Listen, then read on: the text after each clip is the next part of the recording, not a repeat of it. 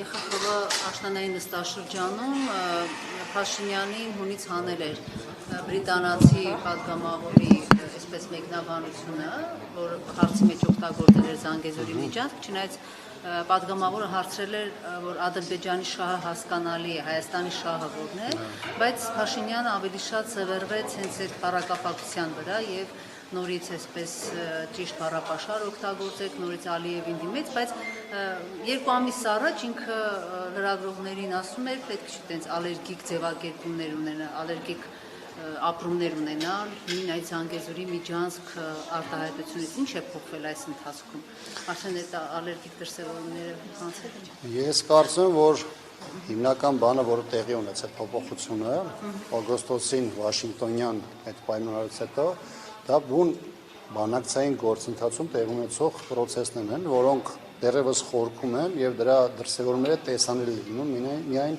հանրային տարբեր այսպիսի միջոցառումների ժամանակ։ Պատահական չէ, որ այդպիսի կարևոր ինստիտուտ կամ հաստատություն ներկայացնող ամբիոնի մոտից Նիկոլ Փաշինյանը ստիպված է լինում արձագանքելու ձևակերպումների, որոնք անընդհատ շրջանառվում են, բայց գործող իշխանությունը անընդհատ փորձում է քողարկել դրա գոյությունը։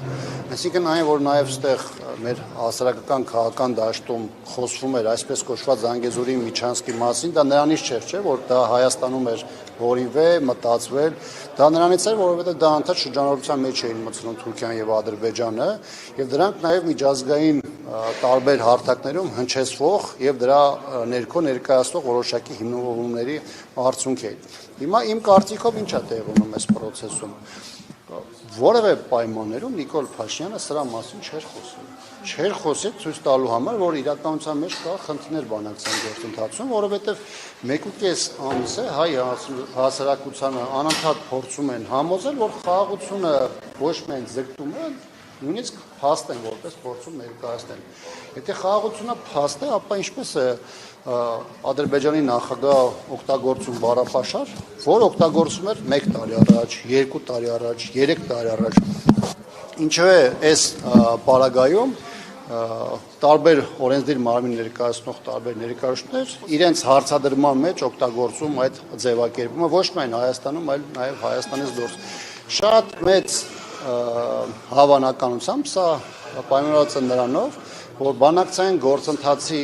այն ճակերտավոր արդյունքները, որը ներկայացվել է հանրությանը օգոստոսի 8-ի այդ Վաշինգտոնյան հանդիպումներից հետո, դրանք ամբողջական չեն, կամ ինչպես մենք ավելի վաղ սրա հետ կապված նշում ենք, տարբեր փորձագետներ, կան պայմանավորվածություններ եւ կան Հայաստանին վերաբերող մոտեցումներ, որոնք զուտ անորոշության մեջ են եւ որոշակիություն չեն ներկայացնում։ Օրինակ, մեկ օրինակ էլ այս մասով բերում։ Հիմա տեսեք, այն շո պետք էր Ադրբեջանին կոմունիկացիայի առումով Հայաստանի տարածքով Նախիջևան ինքնավար հանրապետությանը կապ ապահովելու մասով իրենք ապահովեցին։ Հիմա թե Հայաստանի ինչ կանի, ինչ կառաջարկի, Ադրբեջանը դա այլևս չի հետաքրքրում։ Մեզ վերաբերող առաջնահերթ խնդիրները, որոնք վերաբերում էր գեյների, ռազմագեյների հարցին, վերաբերում էր Հայաստանի տարածքից ադրբեջանական զորքերի դուրսբերմանը, ոչ մի որոշակիություն չմտցվեց։ Թողեցին դելիմիտացիայի, դեմարկացիայի, անորոշ եւ ժամանակը դեռևս չգիտեն գործընթացի վրա եւ այլն։ Հիմա այս պայմաններում բնական է, չէ՞, Ադրբեջանը օգտագործում է իր հնարավորությունները հաշվի առնելով նաև այն, որ Հայաստանի իշխանությունը վաղուց այլևս բաց քարտերով է խաղում, անընդհատ փորձում են ճնշումները մեծացնել Հայաստանի Հանրապետության վրա, որպեսզի կարողանան առավելագույն իրենց խնդիրը լուծել։ Իհարկե, այստեղ կա նաև Ալիևի որոշակի փառասիրությունը, որտեղ մի կողմից Ադրբեջանում գիտակցում եւ արտահայտում են, որ իրենց համար իրենց պատմական եղձեր իրացնելու համար Փաշինյանական իշխանությունը բարենպաստ, առավելագույնս բարենպաստ իրավիճակ է ստեղծել, բայց հաշվի առնելով նաև Իլհամ Ալիևի փառասիրությունը եւ նաև տարածաշրջանային ամբիցիաները, որոշակի դրսևորումներ անընդհատ սրա հետ կապված լինելու է։ Ընդ որում ես մեկ հանգամանք էլ ավելացնեմ, այն, որ Ադրբեջանը հայտարարում է ռազմական բյուջեի մեծացման մասին, այն, որ Ադրբեջանը շարունակում է խոսել ուժի դիրքերից, հայտարարելով, որ միջազգային իրավունքում գերիշխող են մնում ուժի դիրքերից հանդես գալը, սա եւս մեկ հանգամանք է, որը ցույց է տալիս, որ Ադրբեջանը ճնշումները Հայաստանի վրա մեծացնելու է եւ այն, որը արդեն իսկ այն շահերը, որոնք արդեն իսկ զոհաբերել է հանուն Ադրբեջանի, այս պարագայում դրանով կանգ չեն առնելու։ Ադրբեջանը իշ կարողանալու է, քամելու է, պոկելու է մինչև այն պահը, երբ որ Հայաստանի Հանրապետությունը իր ինքնիշխանության առումով ամբողջությամբ այլևս գտնվի թուրք-ադրբեջանական վերահսկելիության դաշտում։ Պայմանավորելի է կարճ ասել, իշխանության խաղաղության օրակարգը տապալվել է։ Իհարկե, կարճ կարելի ասել, որ փչված փուչիկը, որի անվանումը ստացել էր խաղաղություն, դա գոյություն չունի եւ իշխանության համար որոշակիորեն նյարդային արձագանքներ է առաջացնում, որովհետեւ ընտրական process-ներին քիչ ժամանակ է մնացել, իսկ նրանց հաղթաթուղթը այն է, որ հասարակությանը փորձելու է ներկայացնել փաստաթուղթ, որի վրա գրված է պարզապես խաղաղություն։ Իհարկե կարելի է շատ կարճ նաև դրսևորել, ես փորձում եմ մի փոքր ավելի ծավալուն խոսել, որպեսզի մեր լսարանի համար, մեր հասարակության համար շատ ավելի հստակ լինի դետալային առումով, թե իրականում ինչ ունենք եւ ինչ է այսօր մեր իրականության մեջ տեղի ունենում։ ՄԱԿ-ի ամբիոնից Ստրասբուրգում Փաշինյանը դժգոհում է Ալիևի բառապաշարից։ Ինչու՞ չի զանգահարում Թրամփին ուղիղ։ Ահա խնդիր լինի կզանգահարեք, այսինքն իր հետ են ստորագրել այդ պայմանավորվածությունը եւ ասում է այդ թղթի տակ այդպիսի ձևակերպում չկա։ Ինչու՞ չի զանգում։ Ես կարծում եմ, որ Հայաստանի իշխանությունները փորձ կատարած կլինեն այս թեմայով կոնտակտ հաստատելու եւ հետագայում Ադրբեջանի կողմից հնչող բառամթերքը որոշակի փոփոխություն ենթադրելու ակնկալիքով, բայց միգուցե դա չի ստացվել եւ բնականաբար դրա մասին չեն հանրայնացնում եւ այս պարագայում այդ խոսությունը շարունակում է։ Եվ երկրորդը նաեւ պետք է հասկանալ, որ Միացյալ Նահանգները շատ ավելի մեծ խնդիրներ ունեն, աշխարհի բոլոր հատվածներում Միացյալ Նահանգները փորձում է իր դերակատարությունը ապահովել, միայն Հայաստանը չէ եւ Հայաստանով չեն զբաղվում եւ Հայաստանը նրանց համար ամենօրյա քննարկման առարկա չէ։ Հիմնականում շոշափում է Հայաստանի, Ադրբեջանի անունը այն ժամանակ, երբ որ անհրաժեշտություն կա նշելու այն երկրները կամ ռեգիոնները, որտեղ Տրամպը արդեն իսկ հնարավորություն ունեցել միջամտելու եւ այսպես ասած խնդիրներ լուծելու։ Բայց այլ է խնդիրը, ներողություն, այլ է խնդիրը երրորդ, չորրորդ պետությունների համար, որոնք լուծվում են Հայաստանում, մեկ այլ բան է մեզ համար, որովհետեւ եթե խոշոր պետությունների համար 10 գյուղ կամ 10 քաղաք կամ ենկոմ որևէ խնդիր չեն լուծում, իրանք ունեն կոմունիկացիա եւ այդ կոմունիկացիայի նկատմամբ վերահսկողության խնդիր, որը նաեւ փոխակերպում է քաղաքականի, ապա Հայաստանի համար դա ինքնիշխանության խնդիր է, տարածքների խնդիր է, անվտանգության ապահովման խնդիր է, որի հետ կապված Հայաստանի իշխանությունը որևէ լուրջ խնդիր չի լուծել, ավելին մեր այսօրվա վիճակը հնարավորություն է տալիս Ադրբեջանին մեր նկատմամբ ունենալ եւ կիրառել շանտաժի եւ ճնշման այլ գործիքներ։ Իսկ Թրամփը ինչու չի հիշատակում անընդհատ մոռանում է Հայաստանի անունը, այդ տղա է ասում, Ալբանիա է ասում։ Սա մեծ առումով ցույց է տալիս այն վերաբերմունքը, որ այսօր ձևավորված է Հայաստանի իշխանությունների մասով, կրկնում եմ, որովհետև որքան էլ Հայաստանից փորձ է արվում դա ներկայացնել որպես պատմական իրադարձություն, ինչը միանշանակ կարելի է ձևակերպել Ադրբեջանի համար որպես պատմական իրողություն, բայց ոչ երբեք Հայաստանի համար, բայց մեծ երկրների համար սրանք որոշակի կետեր են, որտեղ կա կոմունիկացիայի, քաղաքական ազդեցության, ռեգիոնում այլ դերակատարների հաշվին ավելի մեծ շահեր ձեռք բերելու, ընդլայնվելու մասով եւ այս տեսանկյունից բնականաբար Հայաստանի իշխանությունը կամ նրա գլխին կանգնած անձը որևէ նշանակություն չունի։ Պարոն Աբրահամյան, Թուրքիայի անվտանգության խորհրդում կրկին Հայաստան-Թուրքիա հարաբերությունների հարցն է քննարկվել եւ այսպես իրենք վերահաստատել են Հայաստանի հետ հարաբերությունները կարգավորելու իրենց մոտեցումը։ Դուք որևէ շանս կամ որևէ ազդակ տեսնում եք բացի կամ արդյոք համարվում եք, որ սրանք պրոտոկոլային հայտարարություններ են, թե իսկապես կարող են ազդակներ լինել մինչեւ հայ-ադրբեջանական կարգավորումը հայ-թուրքական գործընթացում որևէ առաջընթացի։ Ես վստահ եմ, որ զուգահեռ ընթացող հայ-թուրքական process-ը, անմիջական փոխկապակցության մեջ Հայաստան-Ադրբեջան բանակցային process-ը, Թուրքիան իր դերը ամբողջությամբ օգտագործում է որպես Հայաստանի նկատմամբ ճնշումների եւ ազդեցության լրացուցիչ միջոցի, որպեսզի հնարավորություն ստանան համատեղ ուժերով Հայաստանին ստիպել շարժվել այն ճանապարհով, որը Ադրբեջանն ու Թուրքիան առաջնահերթ են համարում։ Թուրքիայի հնարավոր քայլերը Հայաստանի մասով պայմանավորված են լինելու միայն բացառապես Հայաստան-Ադրբեջան հարաբերություններով, ավելին ասեմ, նաև այդտեղ նկատվող ցանկացած դինամիկայի վերլուծություն նաև հնարավորություն է տալու մեզ հասկանալու, թե իրականում ինչ ունենք Հայաստան-Ադրբեջան հարաբերություններով։ Հիմա տեսեք, մեզ համար կարևոր որևէ հարցում, այսօր եթե դուք տեղյակ եք որևէ գործընթացից, ասեք, որ Հայաստանի հետ կապված այդ պայմանավորվածությունների արդյունքում որևէ բան է տեղի ունեցել։ Ինչ է ներկայացնում իշխանությունը, ասում է, գիտեք, սա մեր համար ինքնիշխանության ընդգծում, մեր տարածքային ամբողջականությունը ֆիքսում, ասում են բաներ, որոնք գիտեք օդում կախված է, բայց ոչ մեր տարածաշրջանում, ոչ մեր տարածաշրջանը դուրս որևէ իրավիճակի բռնկման պարագային որևէ խնդիր չի լուծվում։ Նայեք ինչ է տեղի ունենում վերջին 5 տարիներին աշխարհում, դուք կտեսնեք, որ այն ինչի մասին Հայաստանի իշխանությունը հայտարարում է, որևէ երկրի համար ոչ եղել է խաղաղության երաշխիք, ոչ էլ ապահովություն է ապահովել որևէ ժողովրդի համար։ Իսկ Ադրբեջանը կոնկրետ գնում է առարկայական իր առաջնահերթությունների ձևակերպման, դրանք օրակարգ բերելու, Հայաստանի կողմից պայմանավորվածություն եւ համաձայնություն ստանալու ճանապարհով, իսկ Հայաստանի հետ կապված մնացած բոլոր մոտեցումները պարզապես անորոշ սպասումներ են, որոնք նույնիսկ ժամանակային արձանագրում չունեն։ Պարոն Աբրամյան, եւ մի հարց էլ ուզում եմ ձեզ տալ, ես իհարկե գիտեմ, որ ընդդիմությունը այդպես էլ 44 օրյայի զեկույցին չմասնակցեց, բայց այդ զեկույցը պատրաստ է եւ հիմա կարծես թե ընթացակարգերի ամեն դեպքում ասում են, որ խնդիրը ընթացակարգերն են, զեկույցի հրապարակման հետ կապված ազգային ժողովի նախագահն ու պաշտպանության հանձնաժողովի նախագահը ինչ որ տարբեր մեկնաբանություններ են անում, օրինակ ազգային ժողովի նախագահը ասում է, այդ զեկույցը դեռ պատշաճ կերպով չի էլ հանձնվել, ազգային ժողովի ղեկավարությանը Անդրանիկ Քոչարյանը սպասում է, որ այդ զեկույցը արդեն հայտնվի լիագումար նիստերի օրակարգում, ձեր գնահատմամբ ինչ է տեղի ունենում, իսկապես ընթացակարգերի եւ տեխնիկական հարցերի հետ կապված տարաձայնություններ են, թե այստեղ այլ խնդիր եք դուք տեսնում։ Նախ քաղաքական մաս է մի կողմ դնենք, կա ընթացակարգեր, կանոնակարգ օրենք, որը սահմանում է տարբեր ստորաբաժանումների, այդ թվում նաև քննիչ հանձնաժողովների աշխատանքի ընթացքը, կարգը եւ այլն, այսինքն այդտեղ երկիմաստ բաներ չկա մեկնաբանելու համար, թե իրականում ինչ պետք է տեղի ունենա։ Ազգային ժողովի կանոնակարգ օրենքը դրա մասին հստակ սահմանում է։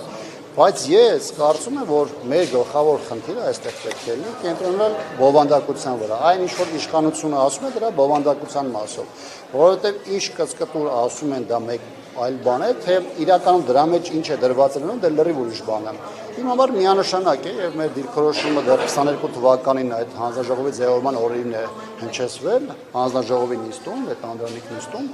երբ որ մենք ասացինք, որ ակնհայտորեն հաշվի առնելով այսօրվա իրողությունները, հաշվի առնելով իշխանության բարձրագույն հարում գտնվող անձանց հայտարարությունները, ըստ էության ոչ մենք քննիչ հանձնաժողովին, այլ առասարակ դատաիրավական համակարգին արվում են հրապարակային ուղղորդումներ, առնվազն հրապարակային ուղղորդումներ, նշանակվում են դավաճաններ, նշանակվում են մարդիկ, որոնք պատասխանատու են այս կամ այն իրավիճակի համար, կոնկրետ մարդկանց հանցագործներ են անվանում այն մարդկանց շատ դեպքերում, երբ որ նույնիսկ գործերը այդ մարդկանց դատական պատյաներ չէր ասել եւ այլն, այսինքն ակնհայտորեն արդեն տեղի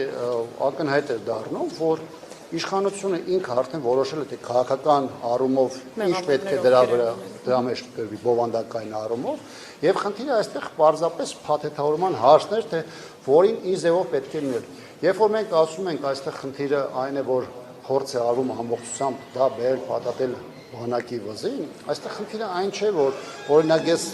կարծում եմ որ բանակային տարբեր օղակներում մենք խնդիրներ չենք ունեցել հրամանատարական կազմի, տարբեր ծառայողներ եւ այլն։ Դա առանձին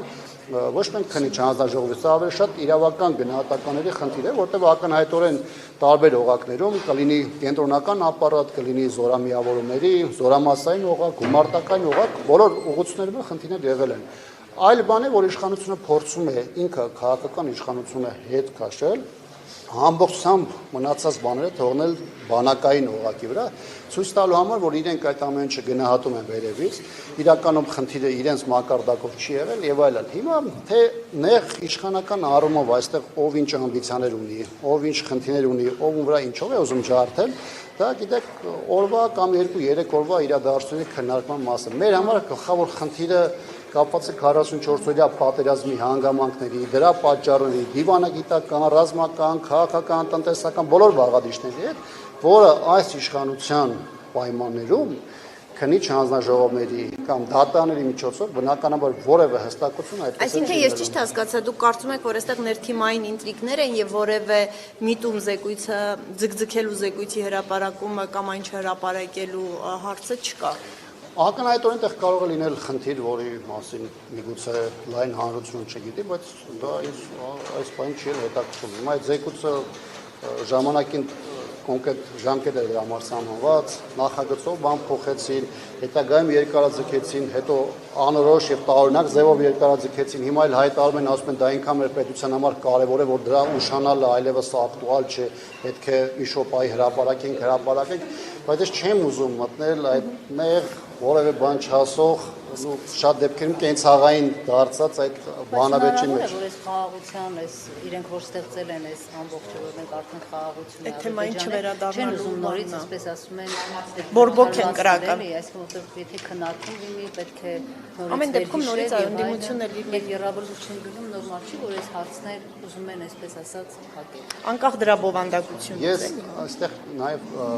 այլ բան եմ տեսնում։ Գիտեք, հիմա մեկ բան է, որ քաղաքական հանձնարարություններ տալիս ինչ-որ կոնտենտ սարքելու, հետագայում օգտագործելու քաղաքական մրցակիցների կամ քո հասարակության դեմ, մեկ բան է, որ դու պետք է կարողանաս այդ ամեն ինչը սարքես։ Հիմա ես սա ինչի համար եմ ասում։ Հիմա տեսեք, պատերազմի ժամանակ պաշտպանության նախարարը հարցազրույցների ձևով գիրք է հրապարակել, որը դու կարդում ես, հստակ բարձր է դառնում, թե դրա պատասխանատուն ովքերն են։ Այսինքն ռազմաքաղաքական այդ ժամանակվա իշխանությունը, որոնց գործողությունները կամ գործողությունների բացակայությունը բերել է նմանատիպ իրավիճակի։ Հիմա նույնը նույնիսկ որոշակի պարբերականությամբ, երբ որ կարծիք են հայտնում, թե ինչ ա եղել, ոնց ա եղել եւ այլն։ Հիմա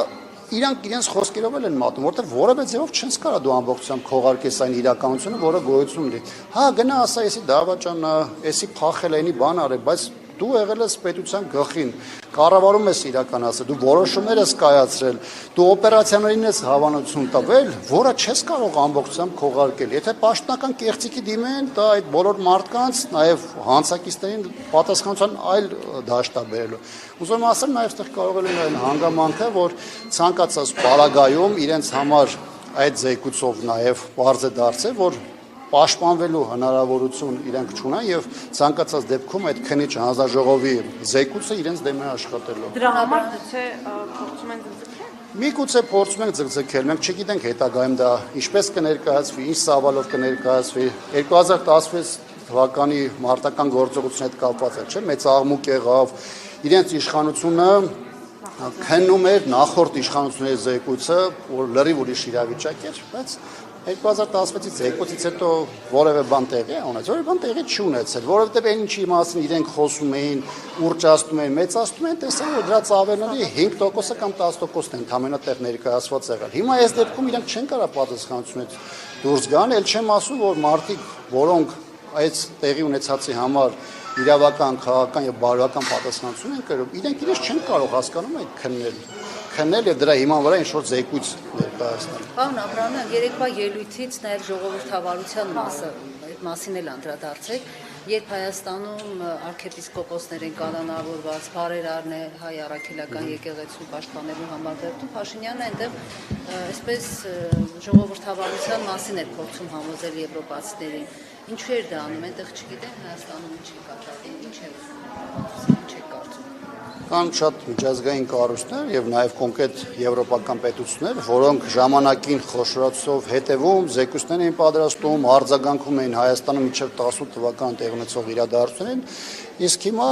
խուլ եւ համրի կարգավիճակում են,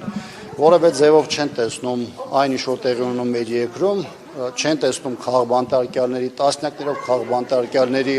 առկայություն, չեն տեսնում քաղաքական հետապնդումները, չեն տեսնում թե ինչ է տեղի ունում հայ առաքելական եկեղեցու եւ նրա առանձին հոգեորականների դեմ, չեն տեսնում այն թե ինչ է տեղի ունում բոլոր այն մարդկանց հետ, ովքեր գործարար են կամ բարերար են ու ցանկություն են հայտնում մտնել մեծ քաղաքականություն հայաստանյան մասշտաբով, չեն տեսնում բոլոր այն մարդկանց, ում հետ նաև տարբեր փուլերում, տարբեր կառույցներում աշխատել են, բայց այդ մարդիկ հայտնվել են անազատության մեջ, ինչպես օրինակ Արմեն Աշոտյանի դեպքում էր, ում եվրոպական հիմնական կառույցներում երկար աշխատանքների, համատեղ աշխատանքի արդյունք որպես նաև ճանաչում էին եւ գիտեն։ Այսինքն ընտրողական արտադատության մասին, երբ մենք խոսում ենք մեր երկրի ներսում, դրանք քաղաքական նկատառումներով նաև այսօր տեսանելի են եւ դրանք նաև աշխատում են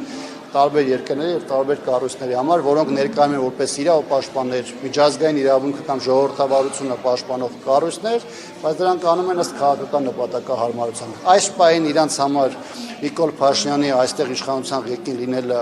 բխում է իրենց աշխարհակաղակական առաջնահերթություններից, բնականաբար նրանք որևէ խնդիր չունեին։ Նիկոլ Փաշինյանի տեղում լիներ մարդ, ով չէր ներկայացնում իրենց քաղաքական առաջնահերթությունները, նա վաղուց լինելու էր բազմաթիվ ճնշումների եւ կոշտ